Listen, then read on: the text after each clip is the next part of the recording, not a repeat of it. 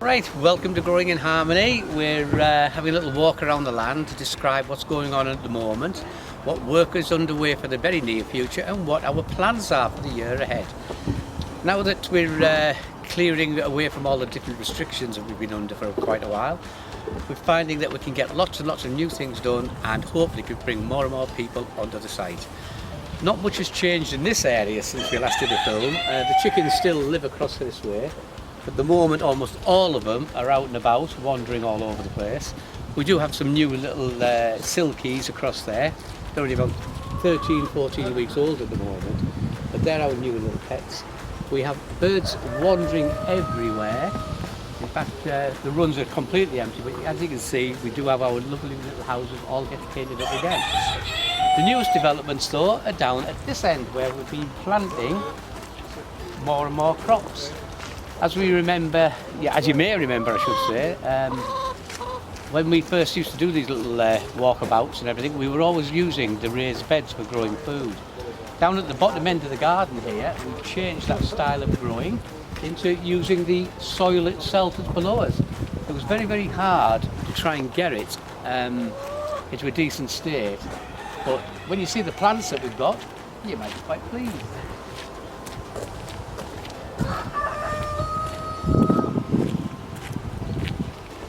This first bed that we're looking at, it's covered top and side with a nice big entrance over there. The idea of this was to keep all of the birds off, keep the pests out and make sure we could get nice crops in there growing all year round. The problem, as we mentioned in the very early days of this project, is the soil itself. This land has been double dug, which is a technique that means that you really do turn the soil. We've got all of the stones and all the big bricks out, and we fed it really, really well. From the amount of brassicas, the old cabbages and everything else you can see in there, and the second crop of broad beans, you see that the digging has really worked well. The project itself would like to see more of these on here, but it's just that some of the land is very, very hard to turn. Another little success story for the use of open land and digging, it's right here. Now on this land itself, you can see we've already taken some of the crops out. These are our potatoes, first earlies over the left hand side, second earlies in the middle and main crop here. We've also got quite a lot of crops growing along there. That's the tomatoes, I think some tobacco even, and those things there have done really well. This land, like the other land, was turned over quite well using the double dig method, and I put our old rotavator onto it as well a few times to break it down. It's quite good land to grow on.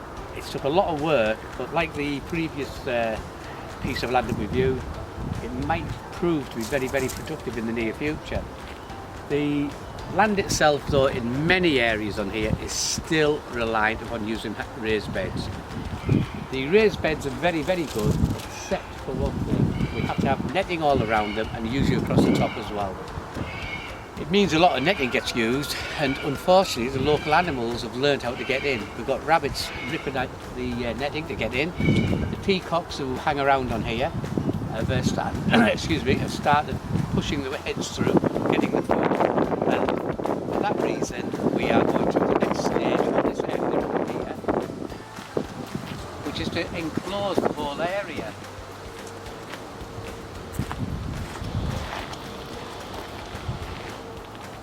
Across the bottom wall, across the bottom there's a fence that's been built right round up to the top corner over here. That'll be one barrier and we'll heighten that. But across here, all the way in front of the greenery, over this pathway and across over there past all that topsoil, we're going to put Harris frames and wooden fencing to surround it all the way around, 6 foot high, with access for your pollinators such as your bees, your butterflies and everything else. But across the top as well, we have some special fine bird netting which we put right over there. It's about the only way we're going to keep animals out, and also probably save on having to buy this netting all the time, which is getting ripped to shreds. It's a big job, but we've got plenty of our little kickstarters. I'll tell you more about it in a few moments to help us to get this work done. We do get quite a few volunteers coming up still, but we do now have some permanent staff. Well, say permanent staff. They've been here for 6 months, but to help us to get these big jobs out of the way. Now further along here, this little area here on this side, we're hoping to make a little bit of an education area where we want to have smaller beds that show the crop rotation systems and also how to grow some of the smaller crops and probably square foot gardening as well. Topsoil.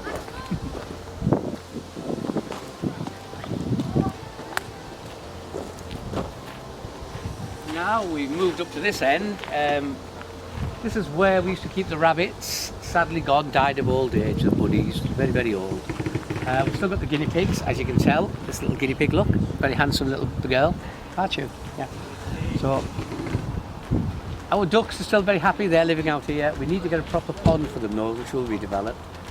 The composting bins are in full-time production virtually. We really do have a lot of material to put into them. It's quite hard work to get them, get the compost going, but it saves us a fortune by making our own, and it's much better quality for when we're doing the crops. The land, hopefully, once it's surrounded, will get the crops easier to look after. The crops themselves won't have to be covered all the time, hence the pollinators will get in, but we'll keep the rabbits out, peacocks out, and every other little furry beast that wants to get in. Across the other side, I'll explain what we hope to be quite an exciting new development that will be worked upon throughout the autumn and winter months, ready for the springtime. So if we have a walk across this way, oh.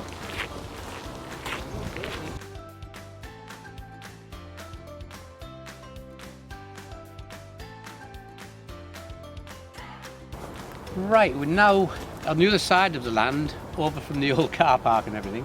And in here we're hoping to build a community space where people will be able to come on here. We'll have lots more raised beds and possibly have their own little growing areas actually located in here, and we'll expand it further down past those chicken runs, which we're hoping to dismantle and build across on the other side. This area itself will be mainly for people suffering mental health problems, isolation, loneliness, people who might have been affected by the COVID-19 pandemic, who've got ongoing problems with it as well.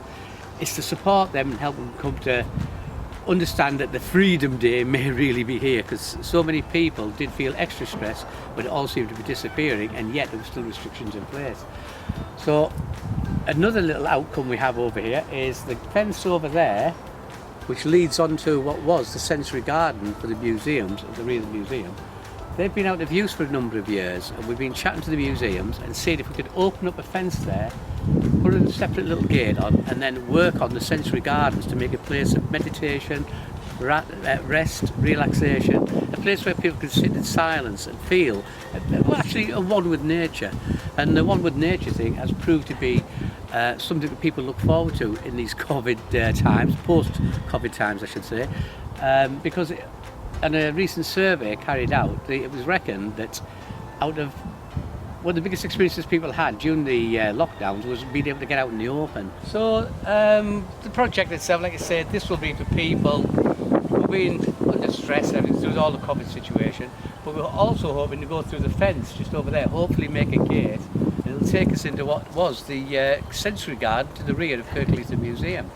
The sensory garden's been a bit neglected over the last few years actually, so it would be very nice to create a space there where people could relax, feel a lot better with life around them, actually be fairly close to nature, and have that chance maybe to do a bit of meditating in their own time, or just some walking meditation. There's a lovely pathway through there as well. So that's a project that we're hoping to bring us through in autumn and the winter. It should work, we hope. That's all depending on the kind of interest that we can get and what other groups want to become involved. It's hopefully a project that will benefit the whole of the wider community, not just ourselves.